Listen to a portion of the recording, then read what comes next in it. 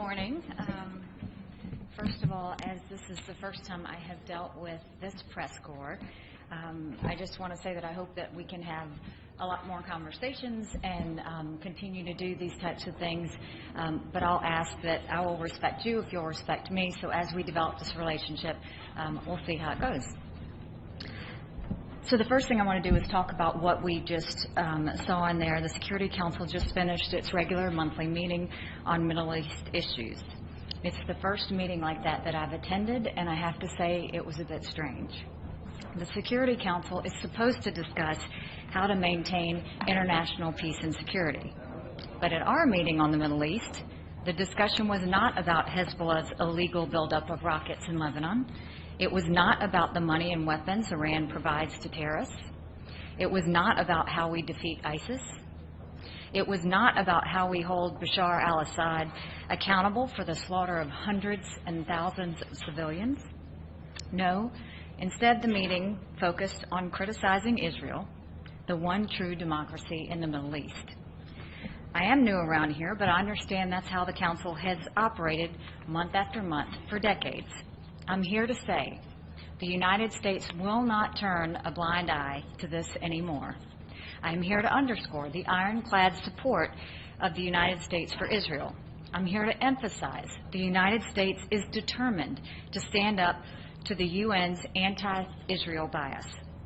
We will never repeat the terrible mistake of Resolution 2334 and allow one-sided Security Council resolutions to condemn Israel. Instead, we will push for action on the real threats we face in the Middle East. We stand for peace. We support a solution to the Israeli-Palestinian conflict that is negotiated directly between the two parties, as President Trump reiterated in his meeting with Prime Minister Netanyahu yesterday. The outrageously biased resolutions from the Security Council and the General Assembly only make peace harder to attain by discouraging one of the parties from going to the negotiating table. Incredibly, the UN Department of Political Affairs has an entire division devoted to Palestinian affairs. Imagine that. There is no division devoted to illegal missile launches from North Korea. There is no division devoted to the world's #1 state sponsor of terror, Iran. The prejudiced approach to Israeli-Palestinian issues does the peace process no favors, and it bears no relationship to the reality of the world around us. The double standards are breathtaking.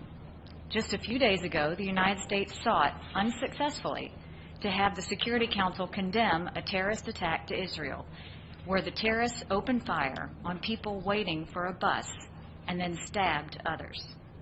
The Security Council would not hesitate to condemn an attack like that in any other country, but not for Israel. The statement was blocked, and that's downright shameful. Israel exists in a region where others call for its complete destruction, and in a world where anti-Semitism is on the rise.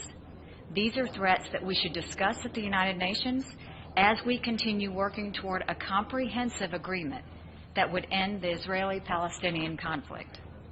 But outside of the UN, there is some good news. Israel's place in the world is changing. Israel is building up new diplomatic relationships. More and more countries recognize how much Israel contributes to the world.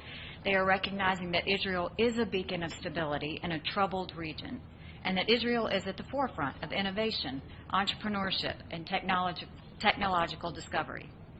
It is the UN's anti-Israel bias that is long overdue for change.